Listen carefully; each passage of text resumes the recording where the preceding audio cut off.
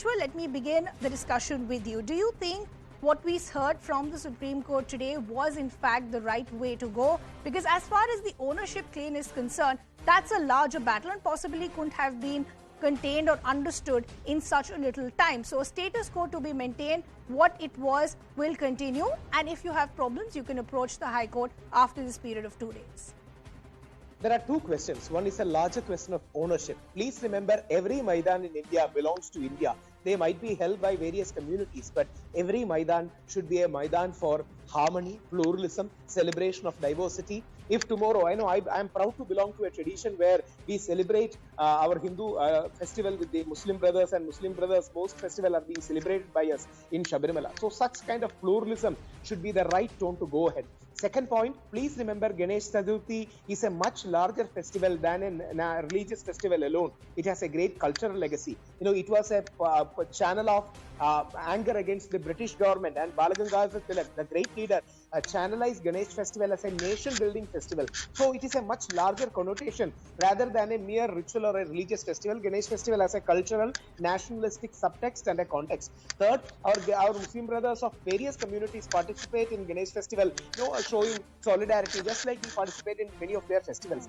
My only humble request to our Muslim brothers is, rather than confrontation, we need conciliation. Rather than having different kind of confrontational attitudes. I'm a Hindu activist, so it would be great if we can talk to Hindu community members of Karnataka, resolve it, take it in a very positive spirit. And please remember, one core point is Ganesh Chaturthi festival is a passing festival. Nobody is going to consecrate anything. Nobody is going to build any temple or something. So as a Hindu activist, my only humble submission is, inshallah, there be harmony, but at the same point of time, please send out a good message by showing great examples of brotherhood, so that we can celebrate it together and tell to the world we had a Ganesh Chaturthi festival with the great assistance and brotherhood from our Muslim community. That would have sent out a greater message to the world rather than arguing on technicalities. Okay, so you're saying this is the time to keep differences aside, and as a community we should have come together to have a feeling of brotherhood that should have been sent out. Possibly this is an issue that shouldn't have reached the courts as well. But Swapnil, I want to first bring you in and I want to understand the legality. As far as the Waqf Board is concerned and their legal team is concerned, they're saying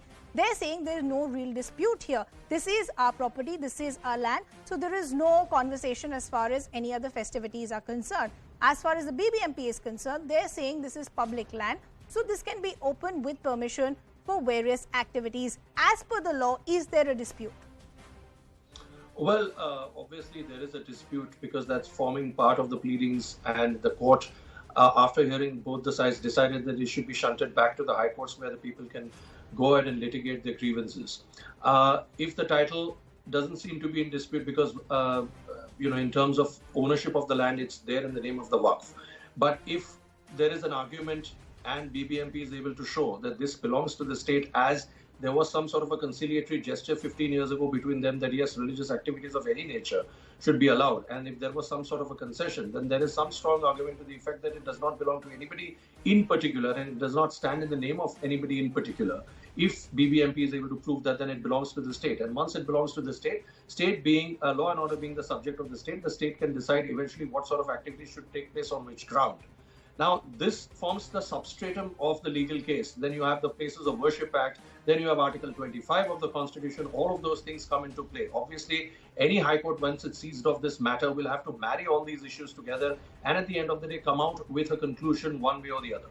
But there is one thing that I'm happy about the Supreme Court on a larger perspective, Nidima, is that, as you rightly pointed out, and I agree with you in totality, that this matter should have never reached the courts at all. Both the factions should come across and sit together and decide this matter as if it was some matter, where, some very little bickering should have taken place, and thrash it out rather than taking it to the courts. Because once the matter goes to the top court of the land, and if the top court decides one way or the other, it opens up a Pandora's box for further litigation. If, say, for example, today the Supreme Court would have held that, yes, let the Ganesh festivities be allowed, it would have been a good judgment. The Hindu side would have been very happy. But then what would have happened is that, okay, fair enough, the Muslims were to take it this way, that, okay, on our land you've allowed Hindu activities. Tomorrow we'll go ahead and litigate that on Hindu land there should be some Muslim activity. Where does this then end? And this also results in really charged, polarized atmosphere, which is what we want a solution to. But Tausif